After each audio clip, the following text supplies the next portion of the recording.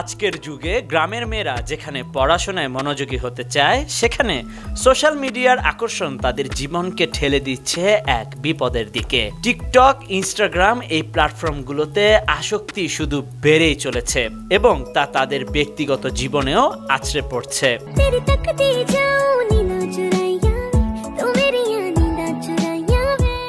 বাবা মায়েরা এখন উদ্বিগ্ন।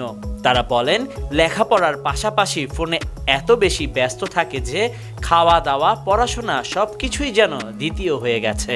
গ্রামাঞ্চলে অনেক মেয়ে নিজেদের এতটাই আত্মবিশ্বাসী মনে করে টিকটকে ভিডিও আপলোড করে তারা খ্যাতি অর্জন করতে পারবে, কিন্তু তারা জানে না যে এই পথটি কতটা বিপজ্জনক হতে পারে। তারা নিজেরাই বুঝতে পারছে না কখন তারা ভুল পথে চলে যাচ্ছে। কিছু মেয়ে ক্লাসের নাম করে বাড়ির বাইরে চলে যাচ্ছে, কিন্তু তারা কোথায় যায় তা তাদের পরিবার জানে না। এসব শুধু সোশ্যাল মিডিয়ায় আসক্তি নয়, এটা এক নতুন ধরনের প্রতারণা, এক ধরনের বিপদ যা কখনো কখনো নারী পাচারের দিকে ঠেলে দেয়। বখাটে ছেলেরা এখন সোশ্যাল মিডিয়ার মাধ্যমে তাদের টার্গেট বানাচ্ছে।